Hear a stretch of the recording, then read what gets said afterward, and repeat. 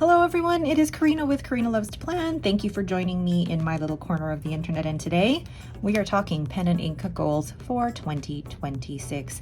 And I'm going to basically tell you what my pen goals are and how I'm going to manage my spending for both pens and inks. And also I'll also share some of the pens that I have on my wish list for this year. Let's get right into it. Firstly, I'm going to look back at what I did in 2025, and I didn't have a pen and ink goal sheet. It's more that I had rules for pen and ink buying, and I'm going to do something pretty similar as well, but I'm also taking motivation and inspiration from Julie Here's video on her pen and ink goals as well. But if you're interested in watching this video, I'll leave a link up here in the corner for you to link to that.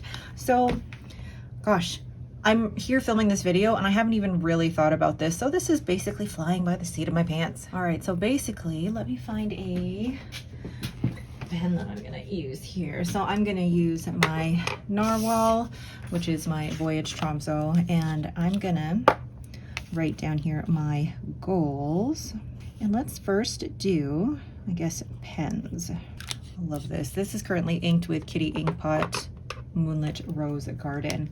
So basically, when it comes to pen buying, there's going to be questions that I ask myself. Basically, how do I feel when I look at the pen?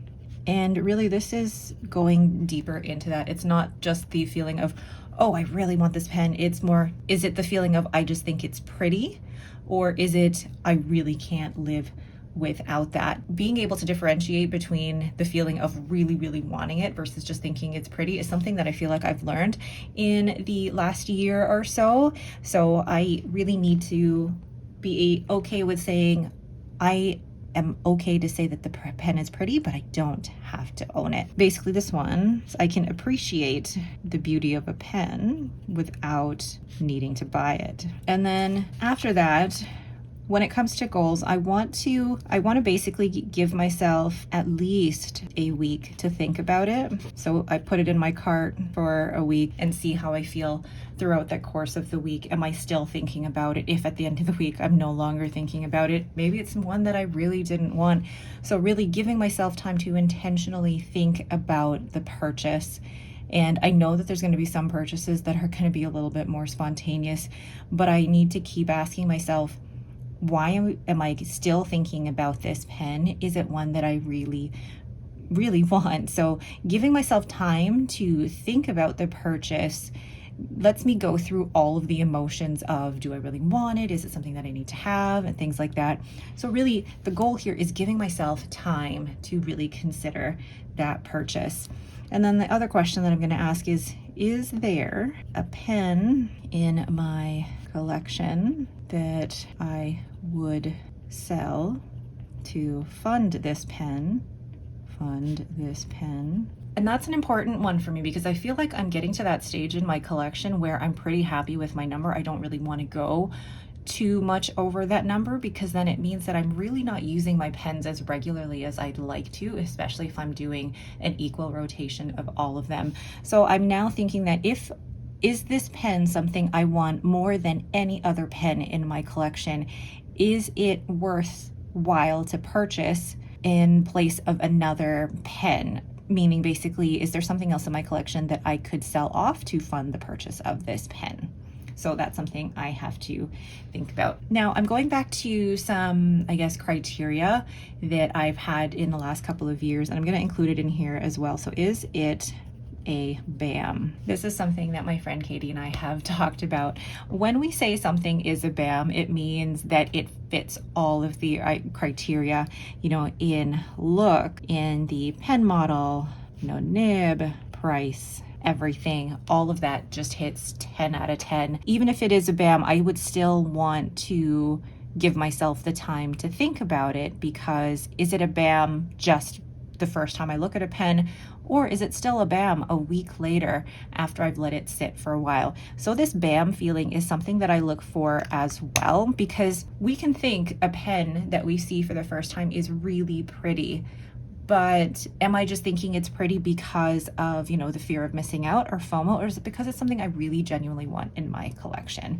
So this BAM, I feel like that's evolved over the years in terms of that feeling, but really it's genuinely about whether a pen is hitting it out of the ballpark on the looks, the model, the nib, and the price. But also all of that together, plus how I feel about the pen. Is it a pen that I really just can't see myself living without? Absolutely.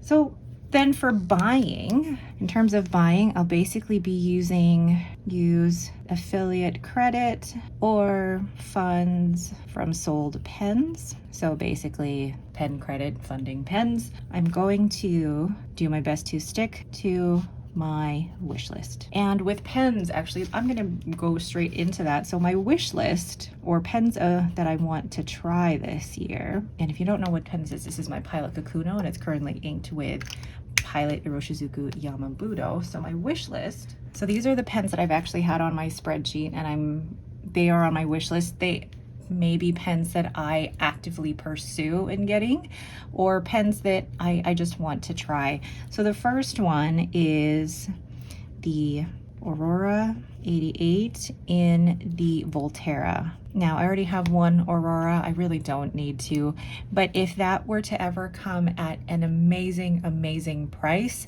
I would probably sell a couple, maybe 2, 3, 4 pens to fund that, because it is beautiful, but unfortunately limited edition and not readily available anymore. The second pen in my wish list, or in pens that I would purchase once they become, or once they're in stock, is the Platinum and the Hachimonjiya, and this is the Ayame, and then I do want this in a medium nib. And I believe it was available a few months ago, and now it's out of stock, and it's supposed to come back into stock in spring, so that actually gives me a little bit of time to save up for it as well. And then I do want to try, now this is a try, whether or not I'm actually going to buy one, I'll try it. This is basically a Sailor King of pen. I want to try it and see how I feel about it. And then other pens that I want to try on the less expensive is the Kaigelu 356. They've got some beautiful colors. And then I want to try the Mahjong P140. Lori of Time with Tata says that it's one of her favorite pens, and I'd love to give that a try. I do want to try the Asvine P50 because this looks so similar to the Aurora 88. And then something on, I guess, on my wish list, but I've had it on my list for a few days, but it actually hasn't been the BAM, so I don't even know if I'm going to put it on here. But what was on my wish list was that Leonardo Furore in the Lampone Selvatico. So it was this beautiful brown pink resin. I'll try and put a picture up here.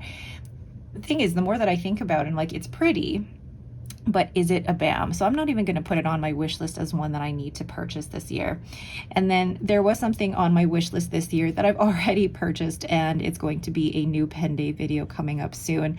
It is the Leonardo Momento Magico in the Amethyst. It wasn't something that I wanted to purchase when it first came out, but every time I saw it in people's Instagram posts or videos, and it was even available on Atlas's Experienced Pen Sale, and when I kept missing out on it, I was like, nah, it's not meant to be. It's not meant to be. I will talk about this in my new pen day video for it, but when it came time to redeem a gift card, the store that I was redeeming the gift card through had this in stock. It was just meant to be, so I could use a gift card towards the purchase of that. So yay, I can actually check that off.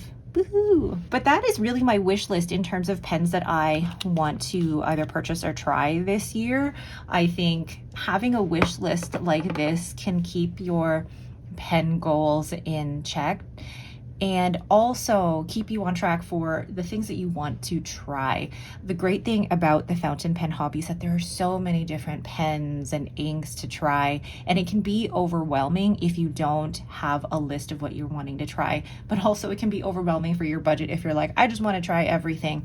Making a list of what you want to try can also help you keep track of what you like, what you don't like, what you have tried and what you haven't tried. So really creating a wish list can be beneficial in kind of narrowing down what it is that you do like and also narrowing down what you're spending. So there you go. That is my wish list for pens.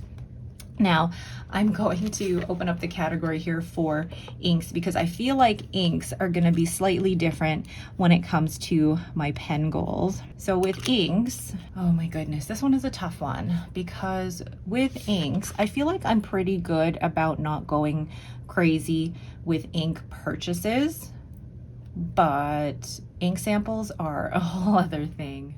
Because it's not necessarily a goal to just stick to what I have. I definitely, with my inks, I do want to use what I have. So basically for currently inked, for example, I want to make sure that I'm using, half of the pens are inked with like half bottled ink and half in the samples, so that I'm working through what I have, but also along with that, half or maybe even a third, maybe half are going to be things that I've just received new, and then half are things that I've had in my collection for a while. So half new, half, I don't want to call them old, current, repeating, current. So currently in collection. Because after I did my inventory of all of my bottled inks and my sample inks, I realized there were so many of my bottled inks that I haven't used in a while. And I think having this type of system where I'm using, for my currently inks, half of the inks are going to be from my bottled ink collection, half of them are going to be samples, but also out of the ones that are new versus that have been in my collection for a while, I want to have an even distribution of those as well, so that I'm using what's new, but also still paying attention to what I have in my collection. So being able to stick to that, and then stick to ink samples when purchasing. And that's so hard, but I know that I need to do that because I've run out of space for bottles. I am out of space for bottles, so I need to stick to ink samples. When it comes to purchasing as well, it becomes difficult to, there's certain places that only offer bottled ink and they don't offer ink samples, but also within Canada, shipping can be really expensive. So it's trying to find a balance between sticking to ink samples, but also finding a reasonable cost to not have to pay for, tons of shipping and customs charges. And then at the same time, I will also use my affiliate credit for these purchases or to fund these purchases, just because I've been so grateful for all of the support with affiliate links. Those are hit or miss, but I'm so grateful for anyone who ever uses any of my affiliate links. It helps me and it helps keep this channel going. And yeah, I'm just grateful for something as simple as clicking on a link. You've been helping me out, so thank you so much for that. Those are really my main goals with inks, is just to use what I have, stick to ink samples when purchasing, and using my affiliate credit. And then the last thing that I want to actually put down here are some really important messages when it comes to pen and ink goals. So just important things to remember. No buys don't work for me. I'm okay with a low buy, so budgeting my affiliate credit and just using that. And I find that a no buy for me is counterproductive, because then I'll spend a whole ton of money before the no buy starts and then spend a whole ton of money after the no buy ends. And I feel like if I'm that type of person where if you tell me I can't do something, that's what I want to do. So no buys don't work for me. Secondly, no guilt. And I said this last year as well. Don't associate guilt with any of your purchases unless there is something that really is, I guess, harmful about you spending your money on your pens and inks. If you have the budget and if you want it, go ahead and buy it. Don't associate guilt with any purchases. One other thing that I always like to remind myself as well is that a sale, and I said this last year, a sale or a discount on, gosh, I cannot write, something you were not planning to buy is not a savings. So just remember, just because something is on sale, if you weren't planning on buying it, that doesn't necessarily mean you've been saving any money. All right, let's look through these and see how I feel about all of them. All right, so there are my pen and ink goals for 2026, and I feel like they're definitely reasonable. I like having a wish list, but also knowing that I can stick to these to be able to think through and be intentional about all of my pen purchases, but also applying these principles to inks as well, and know that what I am spending my money on is something that I've really thought hard about, because I know that the fountain pen hobby can get very expensive very quickly, and being mindful of what we're spending and how much we're spending, I know is something that a lot of us are trying to work on, but also in terms of being intentional with the number in our collection. The number in your collection is a personal thing. So a number that suits one person may be too little or too much for another person, but that is a completely personal thing. So don't worry about the way somebody else budgets their pen funds or how they do their purchasing. It's all personal and whatever works for you. And these pen and ink goals are what work for me. All right, but that is it for me. Thank you all so much for watching. If you have any questions or if you have pen and ink goals that you want to share, please let me know down in the comments below. All right, thank you all so much for watching and have yourselves a great day.